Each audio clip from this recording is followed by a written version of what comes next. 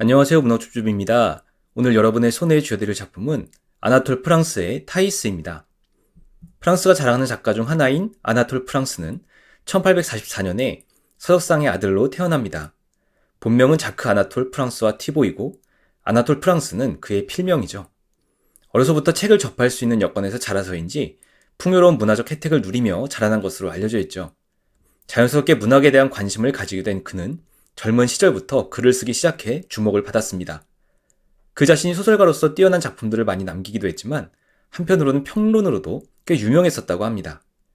19세기 말 프랑스 사회를 떠들썩하게 했던 드레피스 사건에서 드레피스에게 우호적인 태도를 보여서 곤경에 처하기도 했죠. 때문에 1921년에 노벨문학상을 수상하기도 했지만 한동안 그의 작품들은 금서로 지정되었었습니다. 타이스는 1890년에 발표된 아나톨 프랑스의 대표작입니다.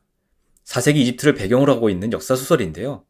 수도사와 무희의 이야기를 대비시키면서 인간이란 어떤 존재인가에 대해 생각하게 만듭니다. 특히 이 소설의 마지막 장면이 전해주는 충격은 상상을 초월할 정도였습니다. 쥘 마스네라는 프랑스의 작곡가가 이 작품에서 영감을 받아 오페라를 작곡했는데요. 특히 타이스의 명상곡이 서정적인 선율로 유명합니다. 문학축제의 클래식 플레이리스트에 수록되어 있으니 꼭 들어보시면 좋겠습니다. 이 작품에 등장하는 주요 인물들을 소개해드리도록 하겠습니다. 이 소설의 주인공은 두 사람이라고 할 수 있는데요. 파프니스란 남자와 타이스라는 여자입니다. 파프니스는 젊은 나이에 명망 높은 수도사고 타이스 역시 대단한 인기를 누리는 무희죠.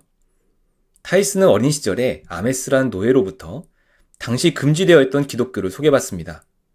나중에는 파프니스로부터 감화를 받아서 알비느라는 수녀 원장과 함께 생활하죠. 이들이 이 작품의 주요 등장인물입니다. 이 작품의 주요 줄거리를 소개하도록 하겠습니다.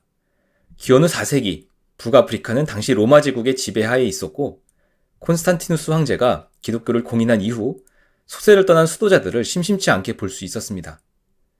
주인공인 파프니스는 무수한 수도자들 중 하나로 젊은 나이에도 불구하고 얼마나 명망이 높았는지 24명이나 되는 제자가 그를 따를 정도였죠. 황량한 사막에서 고행을 하며 수도를 하던 파프니스는 어느 날 옛날에 자신이 알렉산드리아의 한 극장에서 봤던 타이스라는 무희를 떠올립니다. 상당히 아름다운 외모를 가진 타이스는 당시 떠오르는 스타였고 많은 부와 권력을 가진 남자들이 그녀를 소유하기 위해 몸이 달아 있었죠.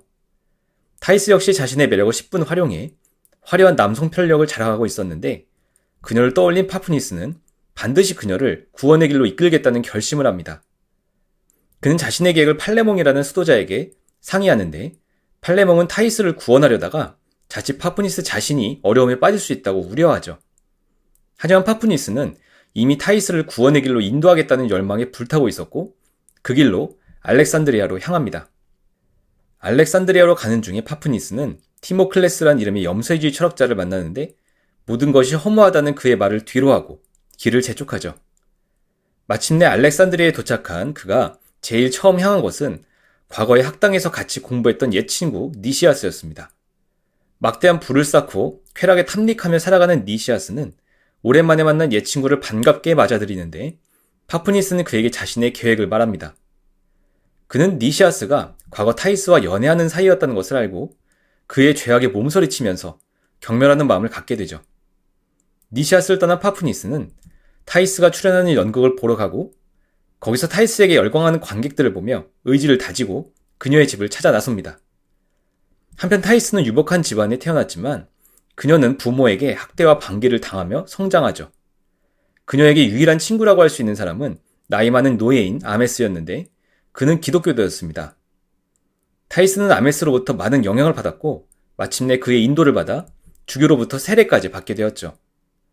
그러나 노예들 사이에 명망을 얻고 있던 아메스는 주인들의 미움을 사 노예 반란을 모의한다는 누명을 쓰고 결국 사형을 당하고 맙니다. 당시 11살이었던 어린 타이스는 큰 충격을 받았고 기독교인으로 살기 위해서는 엄청난 고통을 겪어야 한다는 오해를 했죠. 그 이후에도 부모의 학대는 계속되었고 어느 날 집에서 뛰쳐나와 울고 있는 타이스를 본 한 노파가 그녀를 달래 데리고 가서는 무희로 키운 것이었습니다.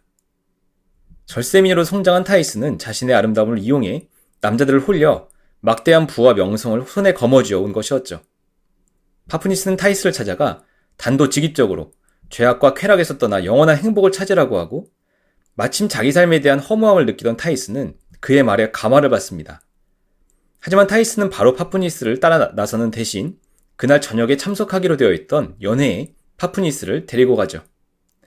니시아스 등 알렉산드리아의 상류층과 지식인들이 모인 그 연회에서 참석자들은 파푸니스를 신기하게 여기고 이런저런 주장과 질문들을 쏟아냅니다. 하지만 파푸니스는 침묵을 지키고 연회가 끝나가자 타이스를 데리고 나서면서 알비느라는 수녀원장이 있는 수녀원으로 데려다 주겠다고 하죠. 이런 삶에 지쳐있던 타이스는 그의 생각에 동의하고 그들은 타이스의 모든 재산을 불태워버리고 사람들의 비난과 조롱을 뒤로한 채 도시를 떠납니다. 한참을 사막길을 걷던 두 사람은 마침내 알비느의 수녀원에 도착하고 파푸니스는 타이스를 맡긴 채 떠나죠. 그런데 그 이후 파푸니스의 마음속에는 아름다운 타이스의 모습이 떠나지 않았고 그는 너무나 괴로워하며 다시 고행을 자초합니다. 하지만 그럴수록 괴로움은 커져만 갔고 그는 자신을 인도하는 목소리에 따라 한 마을의 높은 기둥 위에서 1년을 고행하며 지내죠. 그 사이 그에 대한 소문이 삽시간에 퍼져 수많은 무리들이 그를 보러 찾아오고 심지어 병자가 낫는 기적도 벌어지면서 유명 인사가 됩니다. 그러다 어느 날 파푸니스는 자신을 이곳으로 이끈 그 목소리가 사실 악마의 목소리였다는 사실을 깨닫고 충격을 받아 밤중에 몰래 기둥에서 내려와 사라집니다. 그는 마음의 괴로움을 이겨내기 위해 무덤가의 거처를 정하고 고행을 계속하는데 도리어 마음속의 갈등은 커져만 가죠. 얼마 후에 그는 성자로 추앙받는 노수도사 안토니가 죽기 전 마지막으로 집회를 연다는 사실을 알고 그곳을 찾아갑니다. 그런데 그곳에서 한 수도자가 타이스가 죽어간다는 예언을 하고 파푸니스는 자신이 타이스를 사랑한다는 사실과 그간 이를 억제해온 것이 모두 부질없다는 생각에 사로잡히죠. 그는 타이스를 가질 수 있었음에도 그러지 않았던 자신을 원망하면서 급히 알비느의 수녀원으로 향합니다. 그간 타이스는 과거 자신의 죄악을 씻고 성녀처럼 살아왔고 예언처럼 마침내 임종을 맞을 때가 온 것이었죠. 타이스는 천사와 같은 얼굴로 죽음을 맞이하는데 파푸니스는 욕정에 휩싸여 그녀를 껴안으며 울부짖습니다. 알비느는 파푸니스를 저주받은 자라며 내쫓고 그는 자신이 흡혈귀처럼 흉측한 모습으로 변해버렸음을 깨닫죠. 이제 이 작품의 감상평을 공유하도록 하겠습니다.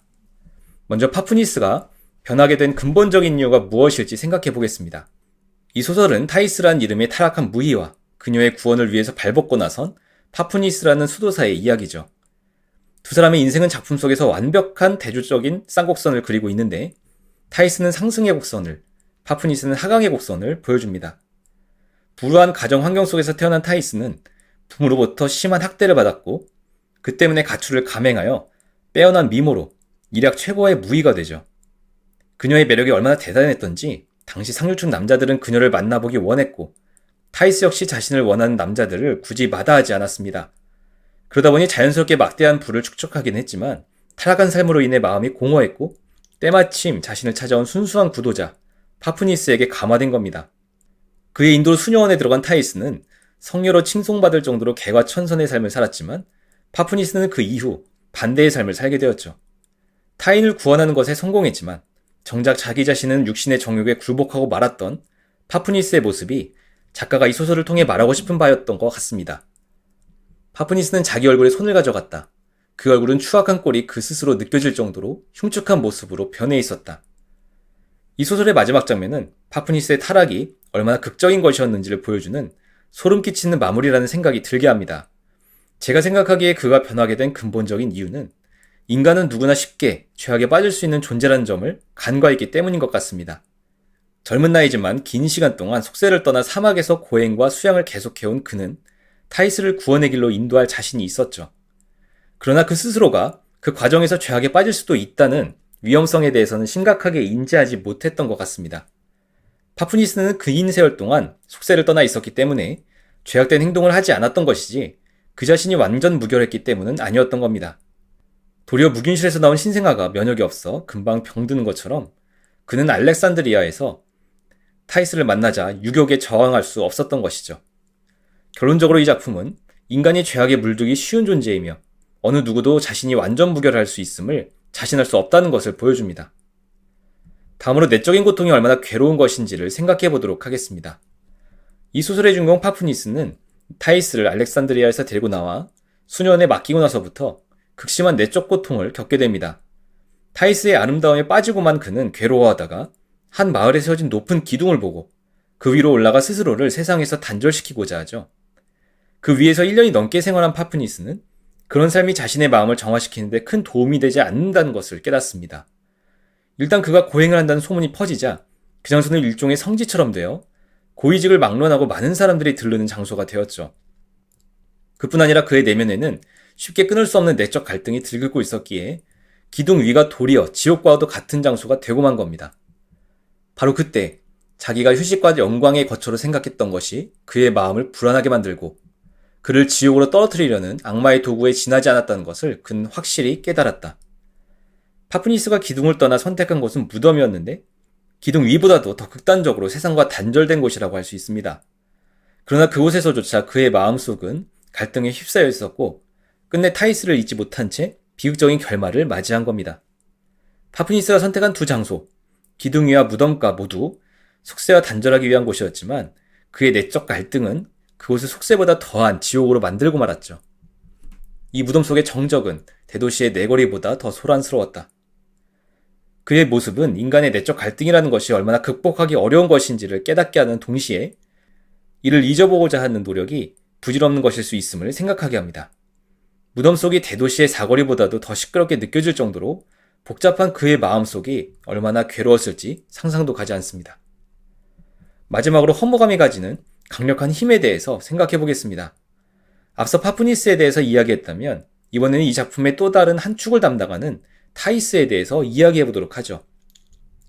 파프니스가 드라마틱한 추락을 보여줬다면 타이스는 마찬가지로 드라마틱한 변화를 보여주고 있어 극명히 대비됩니다.